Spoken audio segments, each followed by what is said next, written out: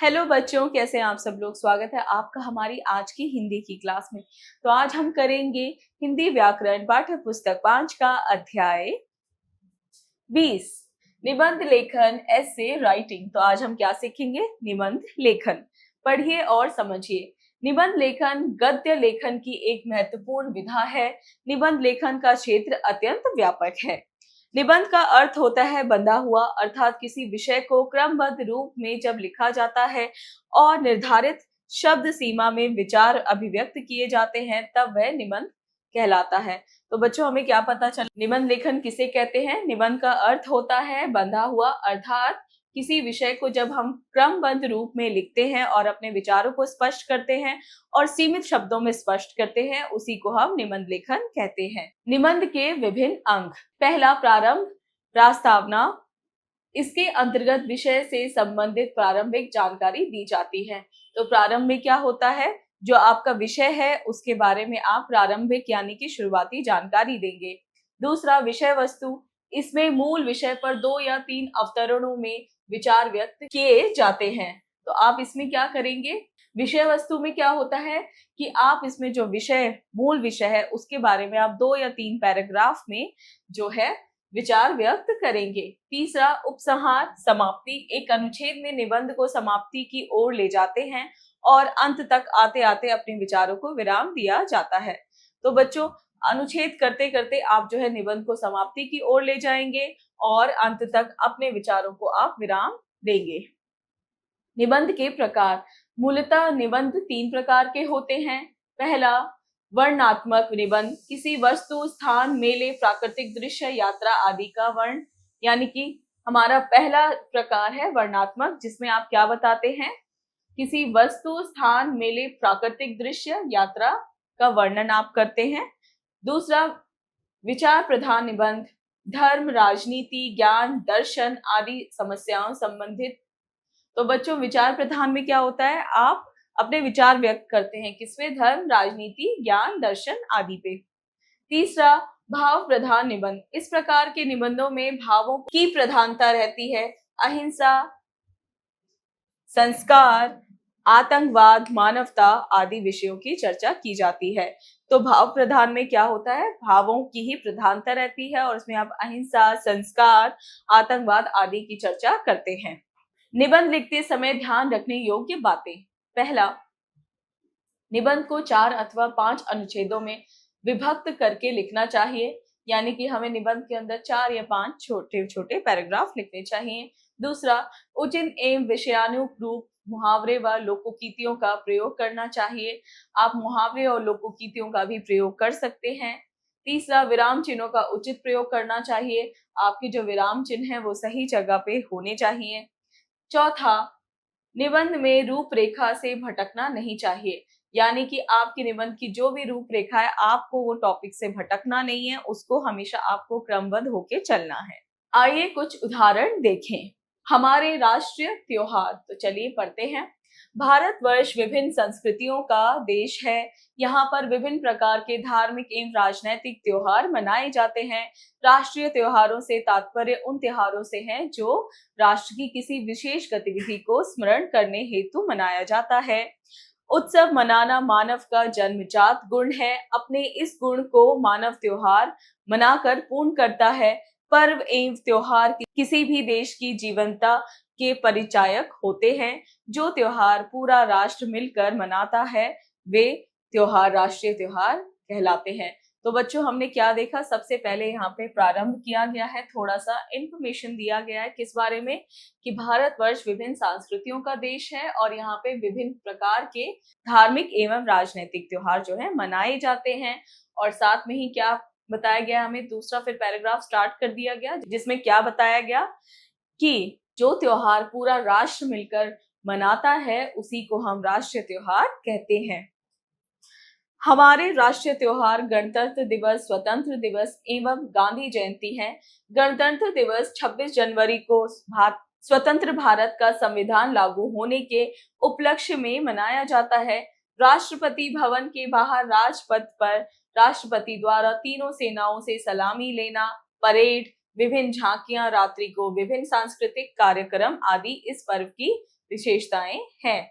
तो इस अवतरण में क्या बताया गया है कि हमारे कौन कौन से राष्ट्रीय त्योहार हैं, जैसे कि गणतंत्र दिवस, स्वतंत्र दिवस और गांधी जयंती। और हम सबको पता है जो हमारा गणतंत्र दिवस है 26 जनवरी, वो क्यों मनाया जाता है और उस दिन क्या क्या होता है। उस दिन परेड निकलती हैं, झांकियां निकलती हैं और बहुत सारे सांस्कृतिक प्रोग्राम भी होते हैं।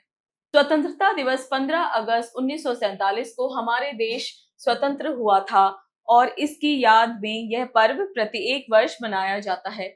लाल किले की प्राचीर से प्रधानमंत्री द्वारा राष्ट्रध्वज फहराना, सलामी लेना तथा देश को संबोधित करना इस पर्व की विशेषताएं हैं। इस प्रकार 2 अक्टूबर महात्मा गांधी और लाल बहादुर शास्त्री जी का जन्म दिवस है।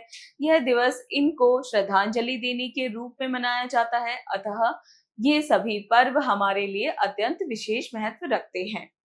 राष्ट्रीय त्योहारों का उद्देश्य राष्ट्रीय एकता और आंतरिक आनंद का भाव उजागर करना है तथा यह भी स्मरण रखना है कि मानवता और राष्ट्रीयता देशवासियों के लिए सबसे बड़ी चीज है। इसकी रक्षा करना प्रत्येक देशवासी का पुनीत कर्तव्य है। तो बच्चों, हमने आगे क्या देखा, 2 छोटे छोटे पैराग्राफ हैं जिसमें हमें बताया गया है कि 15 अगस्त हम क्यों मनाते हैं, क्योंकि हम आजाद हुए थे उस दिन। और साथ में ही हम गांधी जयंती क्यों मनाते हैं, क्योंकि उनका जन्म दिवस होता है और इसीलिए ये हमारे क्या है, राष्ट्रीय त्योहार हैं।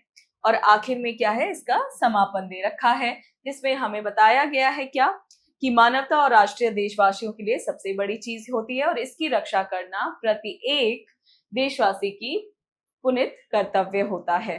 चलिए पढ़ते हैं बढ़ती जनसंख्या। भारत आजादी के इतने दिनों बाद भी अनेक समस्याओं से एक मुख्य समस्या है जनसंख्या की समस्या। गरीबी, बेरोजगारी, घटती सुविधाएं, भ्रष्टाचार आदि अनेक समस्याएं इसी से जुड़ी हैं। नैतिक पतन, चारित्रिक पतन इत्यादि के मूल में भी यही समस्या है। भारतवर्ष की अनेक रूढ़िवादी मान्यताएं, अशिक्षा, भाग्यवादी दृष्टिकोण इत्यादि इसी समस्या को निरंतर बढ़ावा देती है। तो बच्चों, इसमें क्या बताया गया है कि हमारी जो भारत की बढ़ती जनसंख्या है वो बहुत सारी चीजों के कारण है, जैसे गरीबी, भ्रष्टाचार और घटती सुविधाएं। इन सब का कारण क्या है, हमारी बढ़ती हुई जनसंख्या। सच है कि सरकार द्वारा इस संबंध में कई महत्वपूर्ण कदम उठाए गए हैं, परंतु भारत की जनता में अभी भी जागरूकता की कमी है। हमें स्वीकारना होगा कि यह केवल सरकार का ही नहीं, समस्त भारतीय जनता का उत्तरदायित्व है कि जागरूक होकर इस समस्या का समाधान तलाश करें। तो बच्चों, भारत सरकार ने इस बढ़ती हुई जनसंख्या के लिए कई सारे कदम उठाए हैं, लेकिन लोग अभी भी जागरूक नहीं हैं। तो ये सिर्फ सरकार का ही काम नहीं है, ये हर देशवासी का काम है कि वो जागरूक हो और इस समस्या के बारे में सोचें। चलिए पढ़ते हैं अगला। हमारा राष्ट्रीय झंडा, संकेत, भूमिका, राष्ट्रीय ध्वज का महत्व, विशेषता, उपसंहार। किसी भी देश को विशिष्ट पहचान देता है उसका झंडा। यह देश की आजादी व संप्रभुता तथा गर्व का सूचक होता है। 15 अगस्त 1947 को भारत दासता से मुक्त हुआ। भारत ने अपने तिरंगे झंडे के रूप में भारतीय लोगों को अपनी पहचान प्रदान की। हमारा राष्ट्रीय ध्वज है तिरंगा, जो हमारा मान है, सम्मान है तथा भारतीय लोगों को इस पर गर्व है। इसे लहराते हुए देखकर प्रत्येक भारतीय नागरिक का हृदय राष्ट्र के लिए गर्व व प्रेम भाव से खिल उठता है। तो बच्चों, हम देख सकते हैं हमें क्या बताया जा रहा है, हमें हमारे झंडे के बारे में बताया जा रहा है। जिस तरह हमारे भारत का झंडा जो है वो तिरंगा है, उसी तरह हर देश का जो एक अपना झंडा होता है और वो उसकी पहचान होती है। और 15 अगस्त 1947 जब भारत आजाद हुआ था, तो भारत ने अपने तिरंगे झंडे के रूप में भारतीय लोगों को अपनी पहचान दिलाई थी या प्रदान की। राष्ट्रीय ध्वज का इतिहास बहुत लंबा और रोचक है। इस पर सुंदर गीत लिखे गए। इसी की छत्र छाया में स्वतंत्रता सेनानियों ने आजादी की जंग लड़ी। तिरंगे के मान सम्मान को बनाए रखने के लिए उन्होंने अपने प्राणों के बलिदान दिए। राष्ट्रीय ध्वज से उन्हें त्याग और कठिन परिश्रम की प्रेरणा मिली। यह तिरंगा ही भारत की विभिन्न जातियों को राष्ट्रीयता सूत्र में बांधता है। तो बच्चों, राष्ट्रीय ध्वज का इतिहास बहुत ही लंबा है। इसके लिए बहुत सारे गीत भी लिखे गए हैं और स्वतंत्रता सेनानियों ने जो है इसी के अंतर्गत रह के जो है बहुत अपने प्राणों के बलिदान दिए हैं और इसी के लिए अपने बलिदान दिए हैं। अपने झंडे को ऊंचा रखने के लिए, मान सम्मान देने के लिए जो है बहुत लोगों ने अपना बलिदान दिया है। सबसे पहले इसके मध्य भाग में चरखा था। कई परिवर्तनों के पश्चात अंत में इसके मध्य में अशोक चक्र को स्थान दिया गया।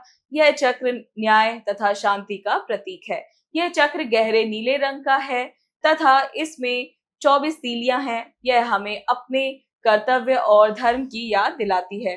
तो बच्चों, हमारा जो झंडा है उसके बीच में पहले एक चरखा हुआ करता था, लेकिन कई सारे परिवर्तन हुए, फिर उस पे एक अशोक चक्र बनाया गया जो कि नीले रंग का है और नीले रंग की उस पे 24 तीलियां हैं जो क्या बताती हैं, जो हमें अपने कर्तव्य और धर्म की याद दिलाती हैं।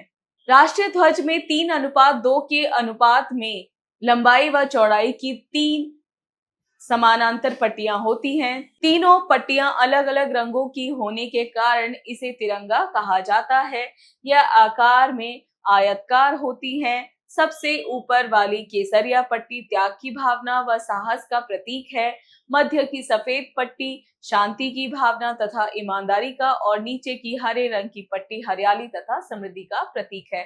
तो बच्चों, हमें सबको पता है कि हमारे झंडे में 3 रंग है और उन तीनों का अपना महत्व है। जैसे कि हमारा केसरिया रंग है वो साहस और बलिदान को दिखाता है। जैसे कि हमारा जो सफेद रंग है वो शांति और ईमानदारी का प्रतीक होता है और हमारा हरा रंग हरियाली और समृद्धि का।